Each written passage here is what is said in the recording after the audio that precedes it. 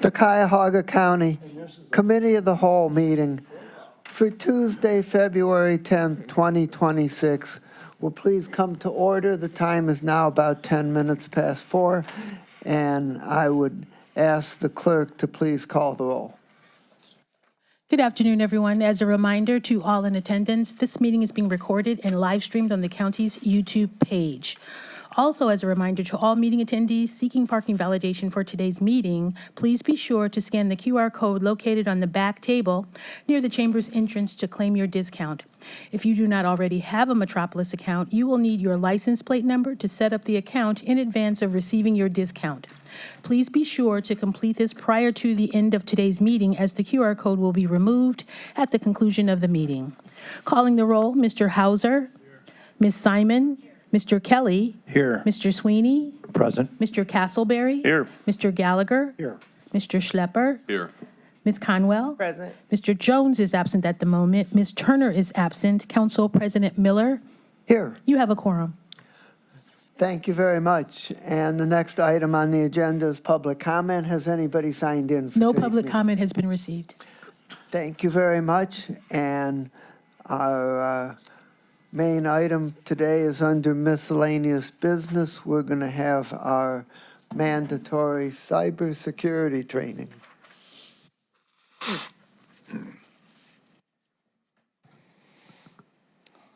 Hello, council members. This is Jeremy Meehl, the Department of IT. I'm the Information Security Officer. I have with me Tony Manello, who is the IT Security and Research Manager for the Department of IT. We do have a slide deck here that has a few videos, so I appreciate taking your time here to see these videos. There's 3 videos. They're about 5 minutes each, so it should be about only 15 minutes of your time. And I'll let Mr. Manello kind of take it over here and go through the slides. Each one, again, just one video each, 3 videos. Thank you. I appreciate, to echo what Mr. Meehl said, I appreciate you taking the time to allow us. This means a lot to us. The security awareness is one of our critical layers of protection for people to do the right thing when they have the opportunity, report things that look untrustworthy, and it helps us a lot, so we do appreciate that. So the first topic of discussion is, or to go over, is passwords, and we have a video through one of our recent providers, I'll play that now for you. Hi, my name is Rachel Toback, and I'm a friendly hacker. My job is to hack people and companies and teach them the methods I use so they can stay safe from cyber criminals. I'll be taking you inside the mind of a hacker and showing you exactly how to catch cyber criminals in the act with hacking demonstrations. Today, I want to talk to you about passwords, why they're so important, and how to keep them safe. There are many ways that passwords are used in hacking and fraud. First, Criminals may try to trick you into revealing your password by pretending to be a trusted source over email or phone. Here's what that looks like.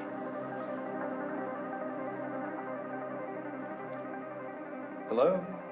Hi, Eric. This is Allison with IT. Yeah, we're just updating our systems, and I want to make sure that you don't get locked out.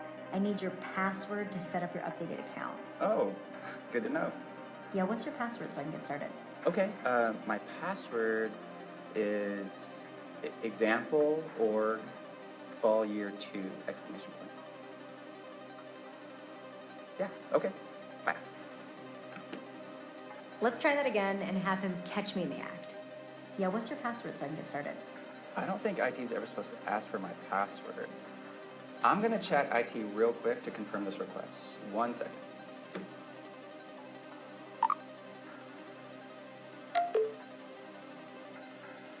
Ooh, I'm caught. That was exactly right. Don't give your passwords out to anyone. And if someone asks for your password, contact them using a second method of communication, like email or chat, to verify the request and stop the social engineering attack in its tracks. These attempts to get your password can come in via email as well. They may look like emails from brands you trust telling you to change your password, or the emails may have links that lead you to a site requiring you to log in. Instead of clicking on the link in your email to log in, go directly to the trusted site outside of your email. Now, the second way criminals hack using passwords is by finding them online and using them to log in as you on many sites. Let's say you use the same password for your food delivery service as you use for your bank and email, and the food delivery service gets hacked and the passwords show up online. The criminals can then steal that password you used for food delivery and try to use it to log into your bank and steal your money, or log into your email and gain access to your sensitive data and other accounts. That's why it's so important to avoid reusing your passwords across multiple sites and use multi-factor authentication so that even if I'm able to find your password online, I still need that extra step to be able to get into your account as an attacker. Third, criminals sometimes try to guess or crack your password. If your password uses the name of your company, your birthday, your family's names, or pet's name, it can make guessing or cracking the password easy and fast. A password manager is a great tool to use to avoid a lot of these risks. It can generate a long, random, and unique password for each site and store it safely for you. So remember, never give out your password over the phone or via email.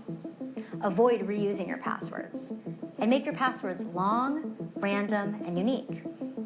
And always pair passwords with multi-factor authentication so criminals won't have that second step if they're trying to get in. Stay safe out there and catch hackers like me fast. So the takeaway for those is we'll never ask you for your passwords if you ever Mr. hear. Manello, if you could speak louder into the microphone, please. Sorry about that. So we will, as IT, never ask you for your password, so that's one indicator that there's a problem. We don't want your password. We can change them if we ever have to. Try not to ever reuse a password. That's another best practice, because if someone gets one password, they have it for other things, and they'll try to do that, personal or at work. Passwords being long, random, and unique also helps. The longer the password, if they're trying to break it, takes a lot longer to do that versus a smaller one that's simple. We use Microsoft Edge browser now as our standard, and we have a location in there and we have instructions we could provide that helps you could store them inside of your browser, so you won't have to memorize, dozens of passwords. We also, of course, recommend and have implemented multi-factor. That helps. All these tools help with the problems that you saw in the video, so it makes it more difficult and it protects you more by implementing those.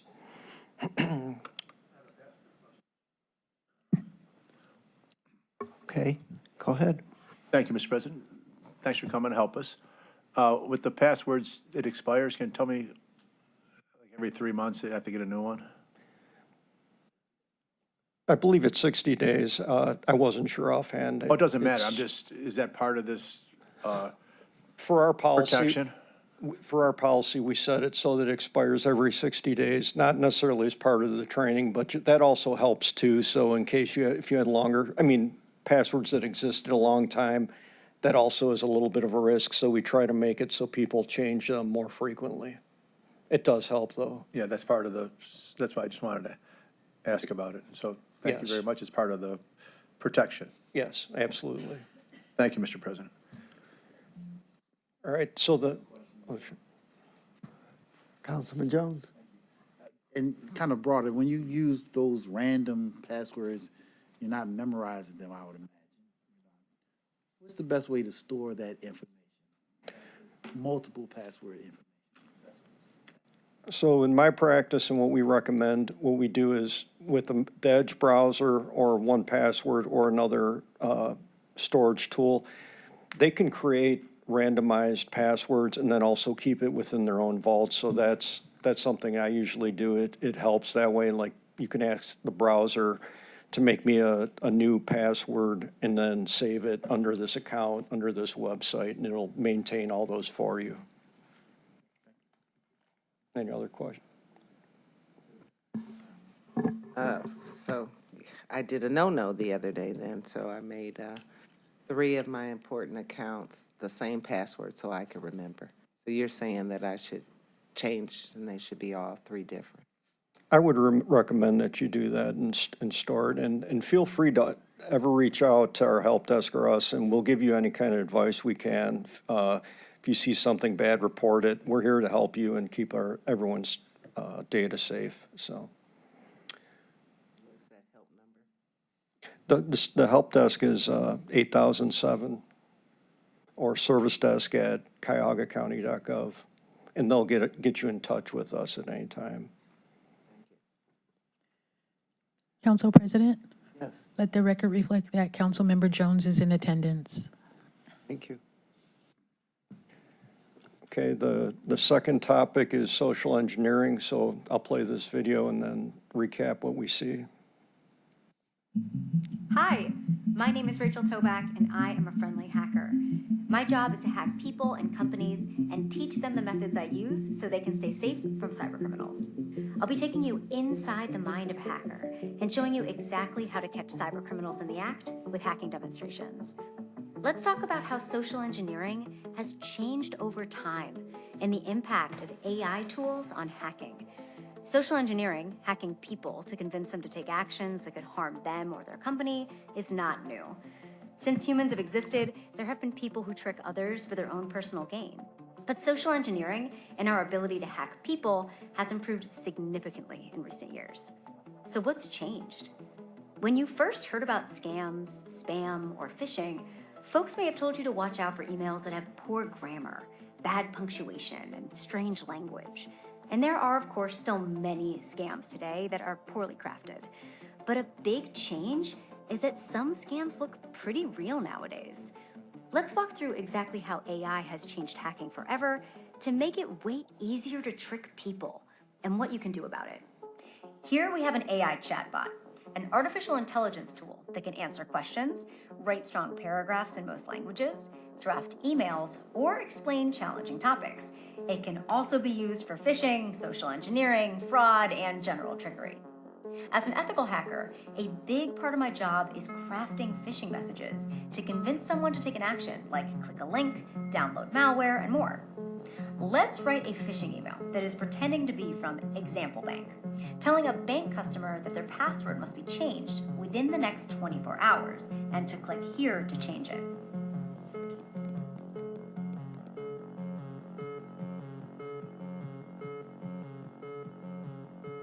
And just like that, in 5 seconds, this AI chatbot was able to create a believable phishing message, one that even looks like it comes from a real bank.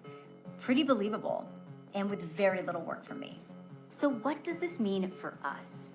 We need to remember that phishing emails can look sketchy and obvious with grammatical errors, but now they can also very easily look genuine, smart, and believable. It means we need to be even more politely paranoid about messages or calls from the brands, services, and people we trust, even when it seems legitimate, because anyone can be credibly impersonated with AI tools. There are even voice impersonation AI tools that can be used to emulate any voice for a phone call phishing attack. Also, If you are a user of AI chatbots, be careful not to enter sensitive personal or company information because that info may not be private and could be shared with third parties. Now for the takeaways. Use 2 methods of communication to confirm people are who they say they are before taking a sensitive requested action, like clicking, downloading, changing account details, sending money, or data. For example, if you get an email from your bank requesting you to click to take an action, call the bank back using the number on the back of your card before taking any other requested action. Remember, these impersonating messages can come in via email, phone call, text message, or social media message. Use long, random, and unique passwords stored safely so that if an attacker does get your password, they can't get into additional accounts. Then turn on multi-factor authentication, MFA, that second step when you log in, to make it harder for cybercriminals to get in if they steal your password. So stay safe out there and catch hackers like me fast.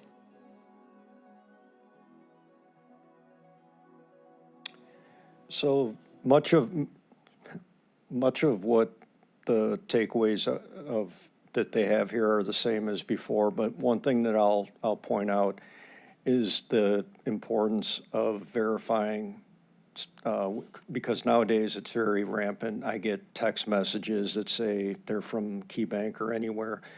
And then the key to that is to verify with the actual known organization. That's the easiest way to address that. If someone says something about a credit card that you have, Chase or what have you, you can go on to your known website, you can call their number, talk to their fraud department. That helps you ensure that you're getting the correct information, because I see much more email, texting, and voice messages that are false compared to what I get that's actually true. So the rest of it also holds true with not using passwords, random, storing it in a password. There's also free ones for personal use, 1Password, LastPass, different ones like that. So at your house, you can use the same practices. And then multi-factor, especially for critical accounts that have important stuff that you care about, your bank information, your medical information, stuff like that. So does anyone have any questions? Mr. Chairman. Yes. Oh, one question, please. Thank you for the presentation. In this example, they showed where they said, click this link for your password.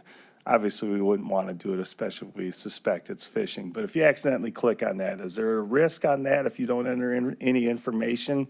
Does that take them a step further to hacking you? Say you click on this link, hey, maybe I shouldn't have done that, you back off. Did you create further risk by doing that? Well, certainly the best thing you can do is always report it immediately. Don't worry about making mistakes or being concerned about that. The time is most important to us by far, because if you report it, we have a lot of tools in the background. We can determine if what you clicked was actually just a spammy site that wasn't really malicious. We can work through all of those details, but the number one thing is to let us know. A step further that would typically be worse is if you put your username and password. Not that you're 100% safe just from clicking. Sometimes they send viruses to you and stuff, but we're here for you. So if you make the mistake, just let us know immediately, and we'll make a ticket and we'll work on that immediately to make sure also that other people haven't received the same one, and oftentimes they do. So we can look at everything at the same time. So that's my best advice for that. Thank you, appreciate the response. I had a quick comment to the councilman's point. I had a friend, they had hacked her Instagram, and then they sent me a message, and then they asked me to vote for her for something, and I clicked the link, and they literally took over my Instagram. And because I acted fast, they had changed the password, but I had to use the computer to get it back. But it was a whole thing. So just be careful whenever I wouldn't click the link. Oftentimes, one of the first things we would do, and that's a good point, we would ask you to reset your password. That's never a bad idea, resetting it, even on personal accounts. That helps by forcing anyone that's logged in, and once you reset it, you're taking away their access. So that's good. And then the MFA coupled with that also helps. So thank you for that. Does anyone have other questions? Yeah, can you Is it okay if you just unplug your computer? Does that stop them? Nowadays, not as much because a lot of the applications and stuff are located in the cloud. More so back in time when a lot of it was within our own system. If you unplugged it, you had a virus, that helped a lot because then we can look through it and preserve the evidence and everything. But the first thing would be to let us know, and then we would try to work with you very quickly and work through it. Depends on the nature of it. You know, if you had, you know, a Trojan or something like that, that may end up being what we do. We do stuff like that. But it just depends on what's going on at that time. Any other questions? Mr. President, just very specific. Yes. Thank you. On Councilman Castleberry's comments, just the actual, like, at home, I click it, and I go, whoa, did that actual click expose me more? Just that, I didn't put anything else in, I went, boom, and then it took me some, you know, there's another action I could have taken. Is that click, or it's to be determined on each site? It does matter the nature of it, to be honest with you. There are some that'll just take you to a weird site, you close it, reboot your computer, and it's just as simple as that. Sometimes it downloads viruses. So I would also have some antivirus on your computer. That helps some too. And you may need to ask someone for some help to make sure you're safe, depending on the nature of it, if it's a virus and stuff like that. But also changing your password would help. There's a lot of different scenarios. It's hard to, you know, there's the main items always hold true, but there could be quite a different variety for what's going on. A program that you install might not be legitimate. They call that supply chain, that you think you're downloading something from a trusted company and they were infected, you download it. It just depends. Maybe reach out to someone. Yeah, and through the chair, you got me thinking a little bit. It's not just stealing stuff from you, it's messing your stuff up. It could be that too. There's two different things. Thank you, Mr. President. Okay, and our last topic is phishing. Hi, my name is Rachel Toback, and I'm a friendly hacker. My job is to hack people and companies and teach them the methods I use so they can stay safe from cybercriminals. I'll be taking you inside the mind of a hacker and showing you exactly how to catch cybercriminals react with hacking demonstrations. Today, I want to talk to you about phishing, when criminals send a message in an attempt to trick you and get you to click on a malicious link, download malware, divulge sensitive information, steal passwords or money. These messages are often emails and can also come in through phone calls, text messages, social media, and more. Let me show you what it looks like when I'm crafting a phishing email that I hope will convince my target to click. Phishing attacks often mimic trusted sources, like the services, websites, coworkers, and people you rely on to trick you into taking an action. And they can look and feel very convincing. Phishing attacks frequently use emotion and urgency to convince you to take the bait with a lure like, your password no longer meets the organization's requirements, and your account will be closed within 24 hours. Click here to reset your password. The lures can also use rewards like coupons, access, or juicy details, like compensation spreadsheet. Let's say today I've decided I want to target the company that Kelly works at. Phishing emails can be general or very specific, and targeted with individual details. For this attack, I'm going to split the difference by using social media research to find and impersonate an executive at Kelly's corporation. This makes the attack a believable lure for Kelly, but I can still send the email to multiple employees of the company. Okay, so I've written my phish here, kept it pretty high level so I can send it to multiple people while pretending to be the boss of this org. Hi, Kelly. HR let me know you haven't updated your benefits package yet, and those updates are due today. Please update it here ASAP. Oh, and we just got a quick click from Kelly. Let's rewind and see how Kelly would react after she knows how to step into the shoes of a hacker and stop attackers in their tracks. Hi, Kelly. HR let me know you haven't updated your benefits package yet, and those updates are due today. Please update it here ASAP. Hold on.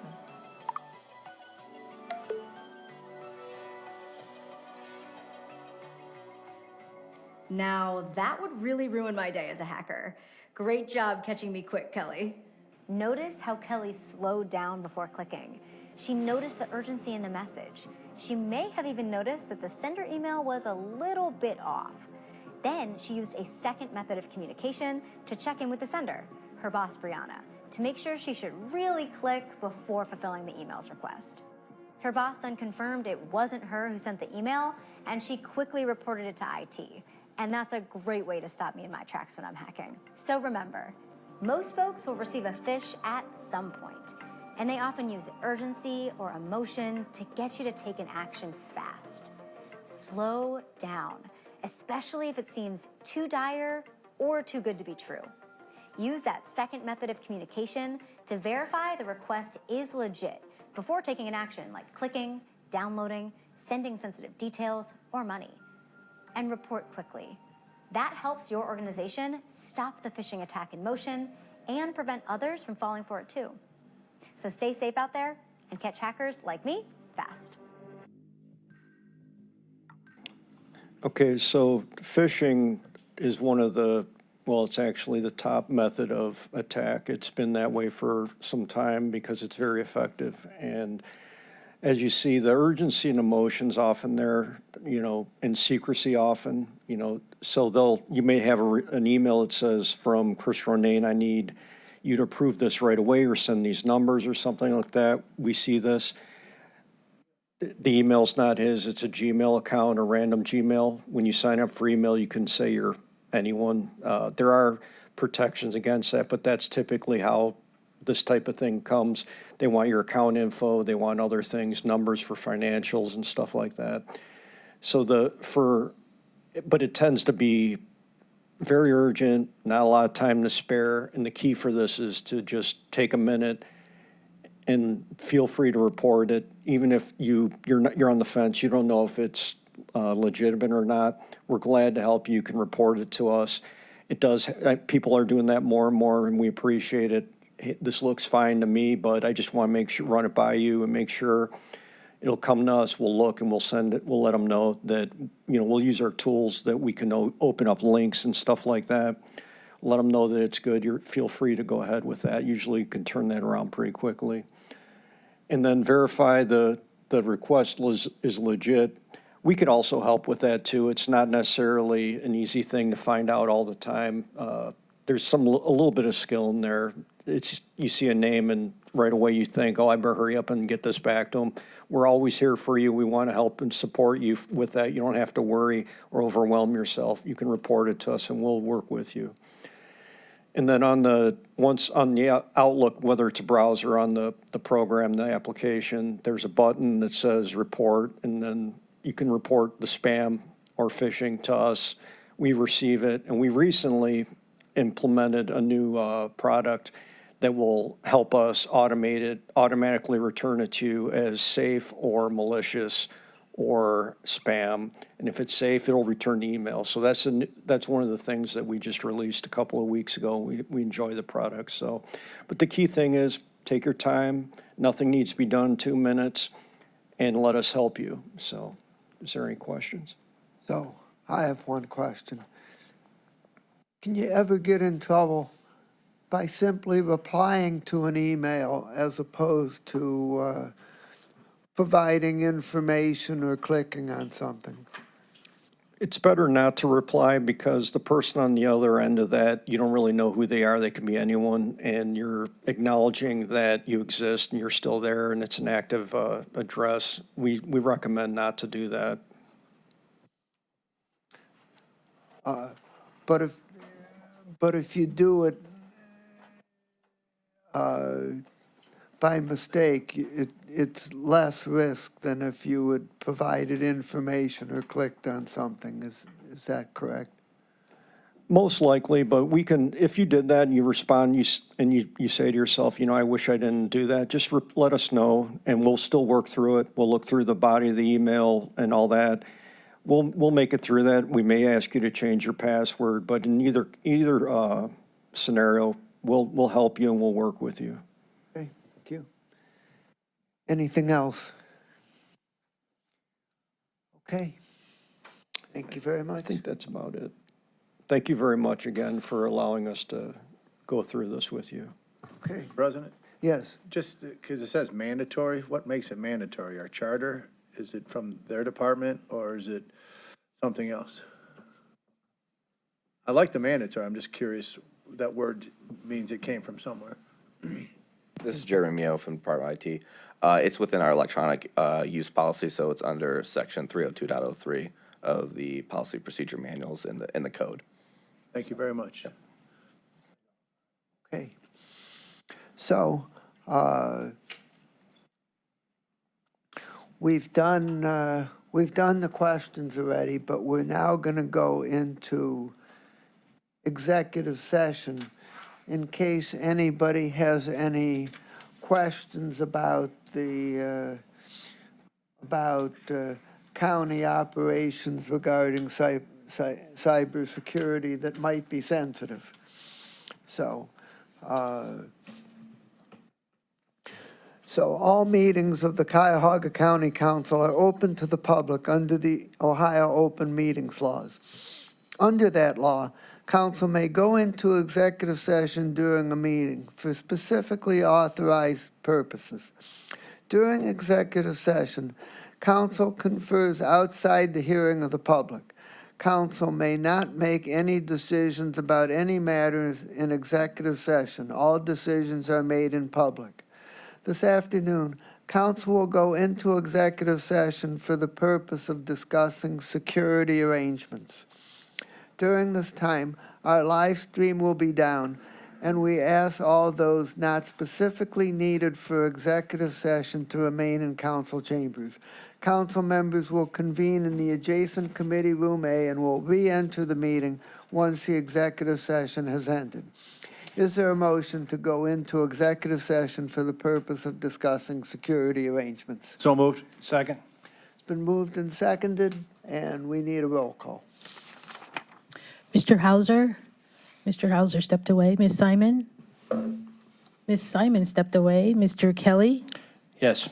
Mr. Sweeney? Yes. Mr. Castleberry? Yes. Mr. Gallagher? Mr. Schlepper? Yes. Ms. Conwell? Yes. Mr. Jones? Yes. Ms. Turner is absent. Council President Miller? Yes. The motion carries. We will now move into committee room A for the executive session.